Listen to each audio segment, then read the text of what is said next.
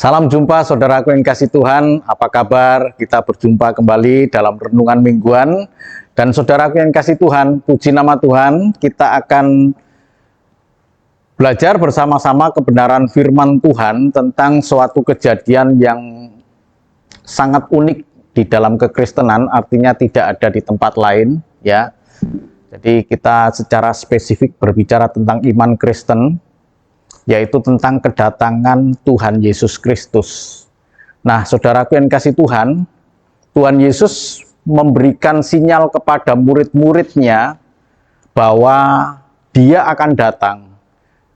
Dan kemudian tentu pemberitaan Tuhan Yesus kepada murid-murid ini menjadi satu pertanyaan di dalam diri murid-murid yang selama mereka mendengar itu mereka punya satu pertanyaan, sehingga kemudian dalam satu kesempatan yang begitu indah, dia kemudian bertanya kepada Tuhan Yesus di dalam Matius 24. Nah, kisah mengenai kedatangan Tuhan ini akan saya sampaikan dalam beberapa seri minggu ini, minggu depan, dan minggu selanjutnya sampai dengan selesai mengenai seri kedatangan Tuhan.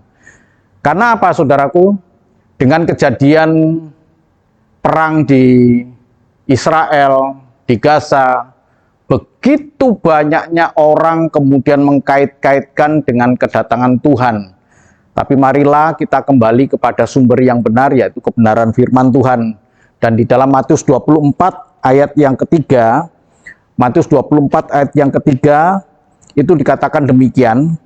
Ketika Yesus duduk di atas bukit Zaitun, datanglah murid-muridnya kepadanya untuk bercakap-cakap sendirian dengan dia. Kata mereka, katakanlah kepada kami, bila manakah itu akan terjadi, dan apakah tanda-tanda kedatanganmu dan tanda kesudahan dunia. Nah, tentu ini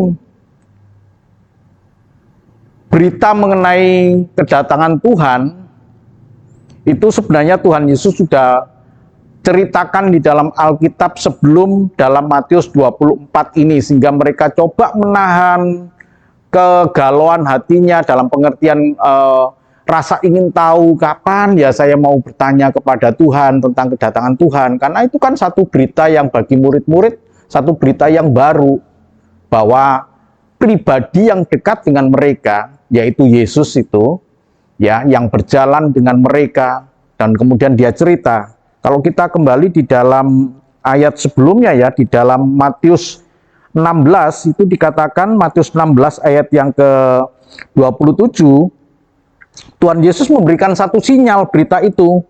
Di dalam Matius 16 ayat yang ke-27 dikatakan, sebab anak manusia akan datang dalam kemuliaan Bapanya diiringi malaikat-malaikatnya. Pada waktu itu ia akan membalas setiap orang menurut perbuatannya.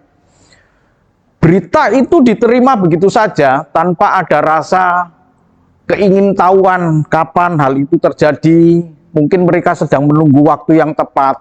Dan kemudian di saat di Bukit Zaitun itulah ketika mereka sendirian. Mengapa? Karena sering sekali mereka diganggu oleh begitu banyak orang ketika mereka Tuhan Yesus dengan murid-muridnya, dan kemudian ada banyak orang, sehingga kesempatan untuk bertanya itu sangat langka.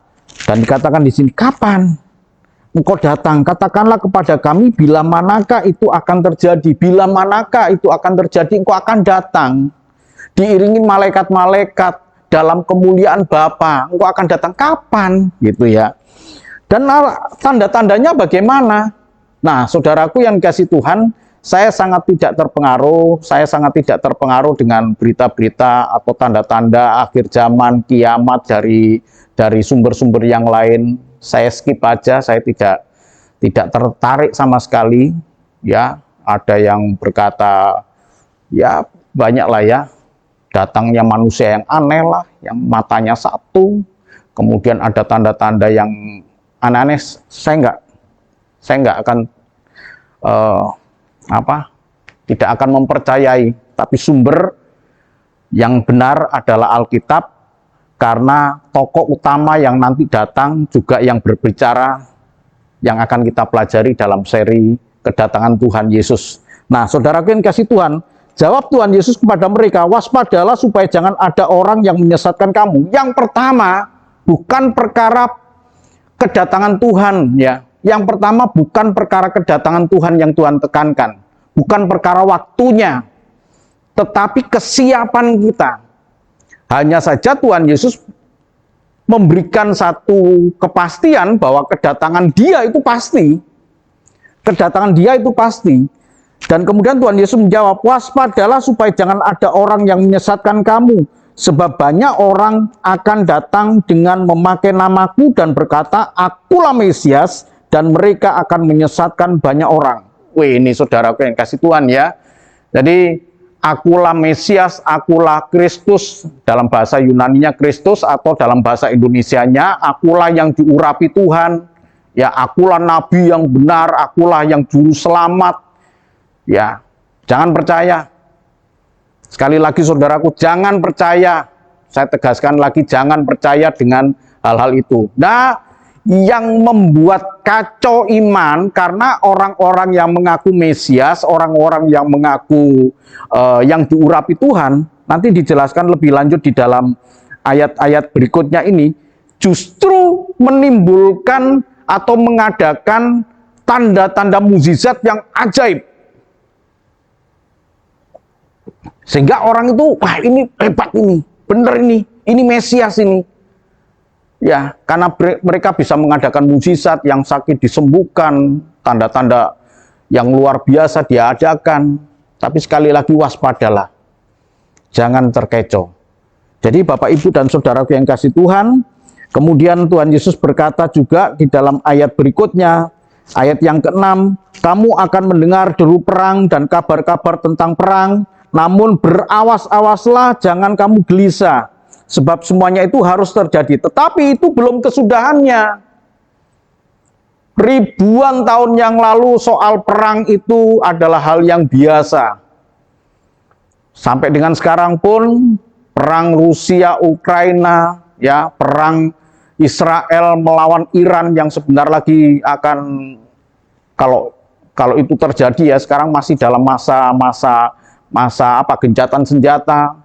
Perang Israel dengan Palestina yang tidak pernah berhenti ya, belum pernah berhenti ini ya, itu menjadi perhatian kita. Dan kemudian kita berkata, oh ini akhir zaman ya, ini akhir zaman karena perang. Sekali lagi itu bukan tanda yang khusus ya, nanti akan kita lihat tanda yang khusus itu Tuhan Yesus kemudian secara spesifik di dalam ayat 15 dan seterusnya itu berkata bahwa pohon ara kalau sudah bertunas, ketahuilah sudah dekat. Nah, di situ. Jadi saya tidak tertarik dengan tanda-tanda deru perang. Itu adalah tanda-tanda umum, tetapi itu menjadi perhatian kita, tetap menjadi perhatian kita bahwa Tuhan Yesus mengatakan deru perang itu terjadi, tapi itu belum kesudahan, sebab bangsa akan bangkit melawan bangsa dan kerajaan melawan kerajaan, akan ada kelaparan dan gempa bumi di berbagai tempat. Akan tetapi semuanya itu barulah permulaan penderitaan menjelang zaman baru. Menjelang zaman baru, artinya nanti betul-betul zaman baru, langit baru, bumi baru. Ya, itu adalah zaman baru. Itu permulaan dari sebuah zaman baru di mana Tuhan mengembalikan pemerintahannya di dunia ini, ya, dengan nama teokrasi, Tuhan yang memimpin, Tuhan yang menjadi raja, ya, dan itu adalah zaman baru. Tapi semuanya itu jangan membuat kita beranggapan, wah ini sudah akhir zaman ya. Ya, itu baru permulaan. Yang menjadi titik berat peringatan Tuhan kepada kita, di awal tadi dikatakan, waspadalah, ya. Waspadalah supaya jangan ada orang yang menyesatkan kamu. Diulang lagi oleh Tuhan Yesus. Diulang lagi oleh Tuhan Yesus. Dikatakan di dalam ayat yang kelima, sebab banyak orang akan datang dengan memakai namaku dan berkata, akulah Mesias, dan mereka akan menyesatkan banyak orang. Ya. Ayat 6 kemudian berkata, kamu akan mendengar deru perang, kabar tentang perang, namun berawas-awaslah, jangan kamu gelisah. Sekali lagi kita bentengi iman percaya kita, saudaraku, dengan teguh kepada Tuhan Yesus sebagai sumber dari firman Tuhan. Dia akan datang, betul-betul dia akan datang, tetapi kita melihat Tuhan memberikan peringatan kepada kita supaya kita jangan jatuh iman percaya kita, terkecoh oleh mukjizat-mukjizat yang dilakukan di luar Tuhan Yesus. Ya, kedatangan Tuhan itu pasti. Saya akan nanti sampaikan di seri berikutnya. Di seri yang pertama ini, peringatan bagi kita. Perkuat iman percaya kita. Ya, soal bila mana kedatangan Tuhan, soal kapan kedatangan Tuhan, itu bukanlah hal yang penting. Tetapi Tuhan memberikan peringatan kepada kita, waspadalah, supaya jangan kita disesatkan seperti banyak orang. Ya, seperti banyak orang yang sudah disesatkan. Kita jangan ikut-ikutan disesatkan. Pegang teguh, percayalah kepada Tuhan Yesus. Dia adalah Mesias yang benar, dia adalah Kristus, dia adalah Tuhan, dia adalah Juru Selamat, dan dia adalah Allah yang padanya kita menyembah. Tuhan memberkati. Amin.